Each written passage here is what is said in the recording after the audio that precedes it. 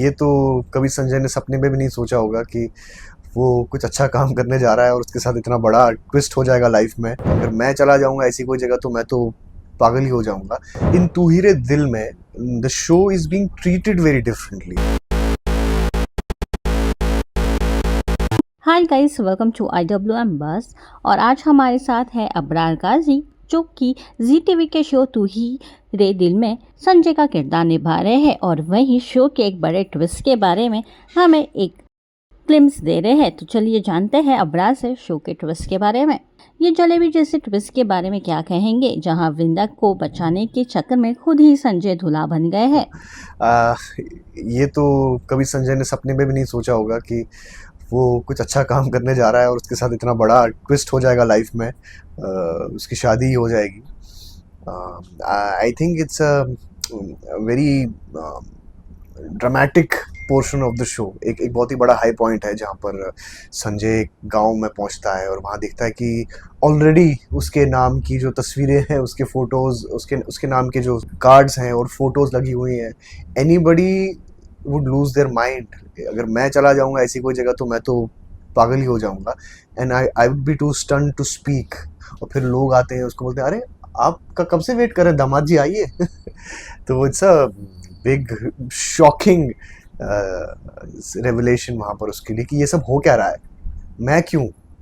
There are lot of questions. तो very interesting scene. और जितना मुझे करने में मज़ा आएगा उतना आई थिंक ऑडियंस को देखने में भी मज़ा आएगा कि आगे क्या होने वाला है, कैसे वो इस सीन में क्या करेगा और आगे फिर कैसे कोप अप करेगा। तो it's going to be interesting.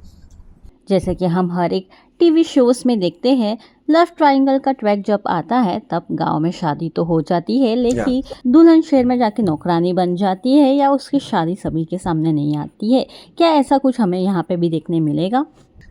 जैसा मैंने पहले भी कहा है, इन तू ही रे दिल में the show is being treated very differently. Yeah, I agreed that some portions of the show or scenes might be similar to some shows, but that doesn't mean it's not a different show or it cannot be treated differently. Let's say, for example, if we have a lot of movies in Bollywood.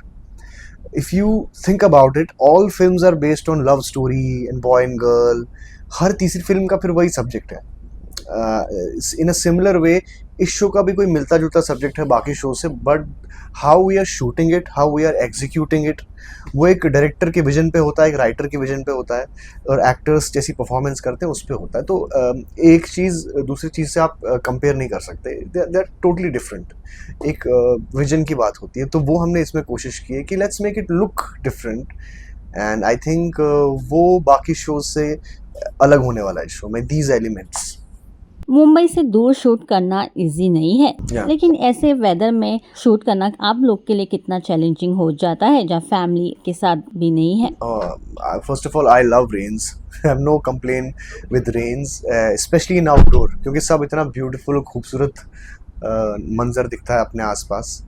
Right now हम सतारा में shoot कर रहे हैं। It's beautiful, it's like magical on screen, तो इतना खूबसूरत लग रहा है। बट हैविंग सेड दैट, थोड़े चैलेंजेस तो आते ही हैं बारिश में। जब आप शूट करते हैं, आप एक सीन में कैमरा लगा के बैठे हैं एंड रेन कम्स, तो सब डिस्पर्स हो जाते हैं, अपना कैमरा कोई पकड़ लेता है, एक्टर्स कहीं छाते में कोने में बैठ जाते हैं, क्योंकि अनप्रेडिक्टेबल वेदर है। तो उससे क्या होता है, शूट भी डिले हो जाता है and there is pressure of telecast also. ये नॉर्मल फिल्म्स या वेब की तरह नहीं है कि ठीक है कल कर लेंगे अगर नहीं मिला।